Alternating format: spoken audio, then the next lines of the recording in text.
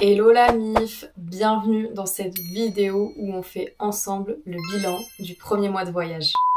Donc l'idée de cette vidéo, ce sera de vous partager mes ressentis, mes doutes, mes questionnements et peut-être aussi de déconstruire ensemble tout le côté positif, très inspirant qu'on voit des tours du monde ou des voyages sur les réseaux sociaux et de vous montrer que tout n'est pas forcément toujours très rose et très facile et vous partager voilà un peu l'envers du décor et de nuancer aussi ce genre d'aventure. À l'heure où je tourne cette vidéo, on est le dimanche 7 juillet et on est parti il y a plus d'un mois. Pour mes bilans, je vais me poser des questions un peu introspectives qui vont me faire réfléchir sur comment je me sens, de quoi j'ai besoin et comment en fait j'ajuste ce voyage pour potentiellement me sentir mieux. C'est un ami qui m'a conseillé en fait de faire ça. Maxou, si tu regardes cette vidéo, merci pour cette idée parce que finalement ça m'aide beaucoup.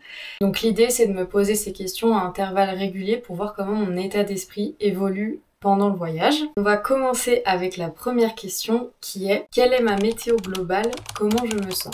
J'ai noté que la météo était plutôt nuageuse et que ça dépendait des moments et qu'il y a eu récemment des grosses averses. En gros, je me sentais très solaire, très enthousiaste au début du voyage. Forcément, même malgré les au revoir qui ont été vraiment déchirants, il y a ce côté très euphorique de la découverte, de enfin se lancer, aussi du départ qui marque le premier pas vers ce projet auquel j'ai passé beaucoup de temps à travailler, à y réfléchir, à y penser pendant des mois et des mois. Et c'était vraiment la concrétisation, donc il y a toute cette adrénaline qui vient avec. C'est tous les premiers, le premier pays, le premier train, voilà, qui sont concentrés en un temps très limité, qui rend un peu la chose très euphorique et très positive.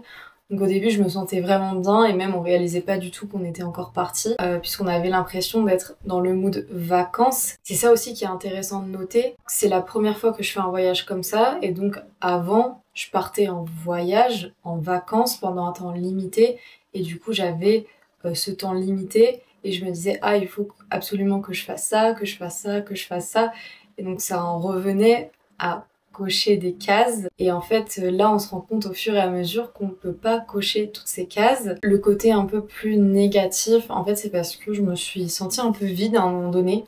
Je me suis rendu compte que ça allait pas très bien parce qu'au fond de moi je sentais pas ce truc qui me faisait vibrer. C'est très difficile à expliquer avec des mots parce que moi je le ressens plus à l'intérieur de moi. Je me disais ah bah là je sens plus la flamme qui est à l'intérieur de moi, qui me fait vibrer, qui me fait dire que je me sens heureuse et alignée. Alors je me sens pas heureuse mais je me sens pas non plus malheureuse parce que j'arrive quand même à être dans l'instant présent, j'arrive quand même à profiter de tout ce qu'on fait, des choses qu'on voit, des gens qu'on rencontre. Mais à la fin de la journée, quand je me pose avec moi-même, je me dis ok, là il me manque peut-être quelque chose.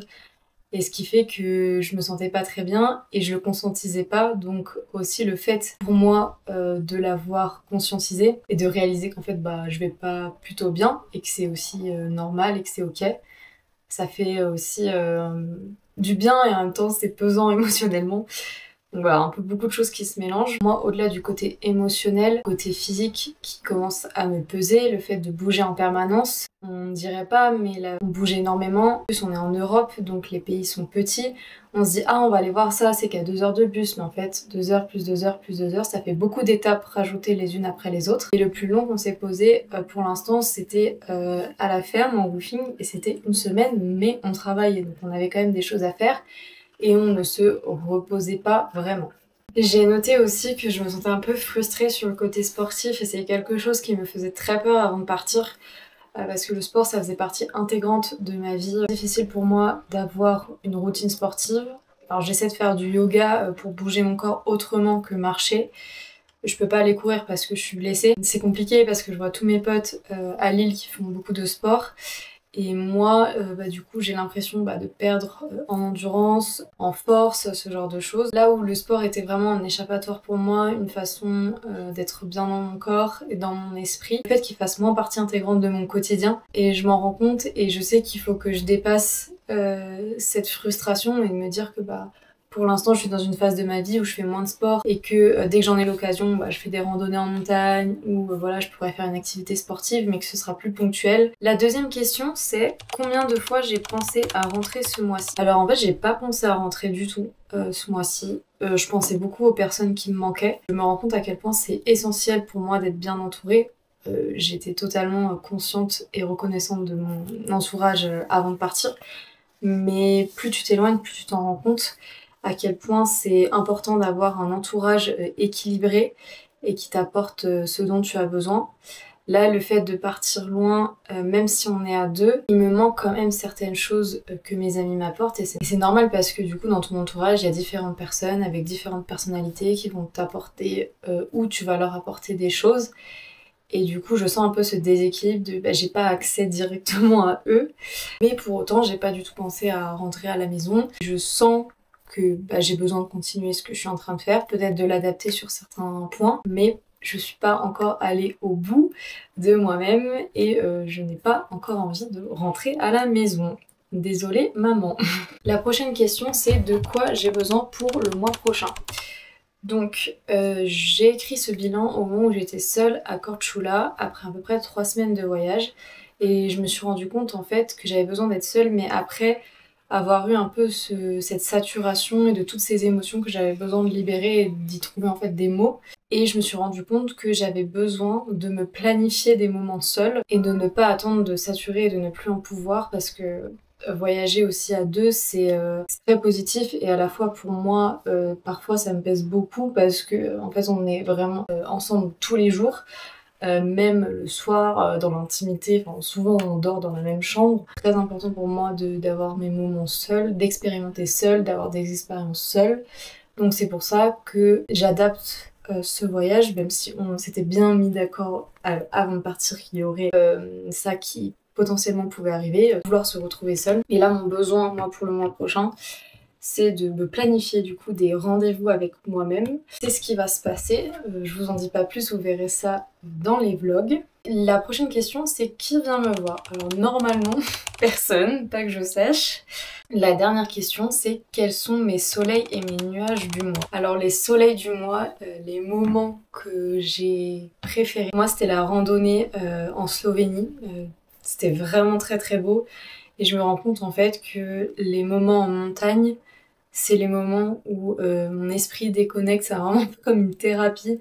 Mon esprit déconnecte, c'est pour moi très méditatif et en même temps, en fonction de la randonnée que tu fais, ça peut être aussi très sportif, donc il y a le dépassement de soi. Et j'ai vraiment aimé me retrouver dans cet environnement où il y avait personne et c'était très spectaculaire. J'ai bien aimé la semaine en woofing à la ferme parce que pareil, on s'est posé et on se sentait utile aussi de faire une bonne action qui avait un impact positif sur les animaux du coup et ça faisait vraiment du bien même d'être entourée d'animaux, c'est bête hein, mais ça fait un peu ça fait du bien de faire des câlins à des animaux.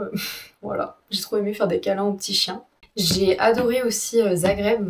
Il y a un moment donné où je me suis baladée seule dans la ville le matin et j'observais en fait comment les gens vivaient, quel était leur état d'esprit, leur non-verbal, etc. J'ai vraiment aimé la vibe de la ville et je me suis même dit ah c'est une ville où je pense que je pourrais y vivre très facilement.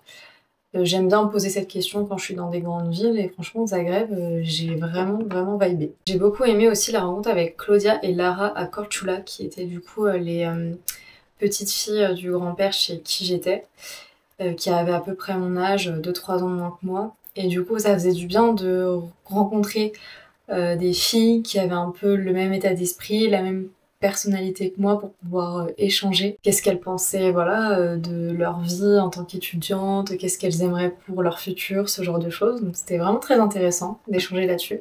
Et pour les points négatifs, c'est certaines frustrations que je vous ai du coup partagées pendant la première question. Aussi de se rendre compte que le voyage, c'est pas aussi bien qu'on l'avait idéalisé, même si je le conscientisais, que je savais que ça allait être très fatigant avant de partir, c'est une toute autre chose que de le vivre. Et émotionnellement, ça a été très lourd pour moi ce premier mois. Mais maintenant que je l'ai verbalisé et écrit, ça va mieux. Ça va mieux de le réaliser que ça allait pas très bien. c'est à moi de trouver mon équilibre pour ce voyage, pour voilà, les prochaines expériences que je vais vivre. Et en fait, j'ai pas envie de me forcer à faire quoi que ce soit, j'ai pas envie de rester dans une situation qui me convient pas. Parce que bah, je me suis donné ce temps et cet argent, puisque bah, on va pas se mentir, hein, on a besoin d'argent pour avancer. Je suis là pour me faire kiffer et pour passer des bons moments. Donc voilà, il faut que j'apprenne de comment je me sens pour essayer d'ajuster si besoin. Ce qui était très compliqué aussi, c'était de passer un quotidien très sédentaire, très routinier, à là, quelque chose de totalement nouveau, en autre extrême. Et là, du coup, je pense que les deux rapprochés avec un changement d'un mois à l'autre, ça faisait aussi beaucoup pour l'esprit et pour le physique. J'essaie aussi de me rassurer en me disant que c'est normal et qu'il faut que je trouve mon rythme. Et c'était pas simple, on va dire, de faire face à ces émotions. Voilà globalement comment je me sens après le premier mois de voyage. Comme vous voyez, c'est plutôt nuancé. Je déconstruis aussi pas mal de choses, j'apprends de moi-même. Et en fait, c'est très étrange parce que c'est un projet auquel on pense pendant des années, qu'on idéalise nous-mêmes, qu'on voit sur les réseaux sociaux et on se dit ah mais c'est trop bien, les gens ils vivent leur best life, etc. Et finalement dans la réalité, bah on se rend compte que c'est pas forcément tout beau et qu'il faut se créer ses propres convictions, ses propres expériences et qu'en fait on en tire des leçons aussi de tout ça même au bout d'un mois. Qu'en fait il faut savoir aussi nous ce qui nous correspond.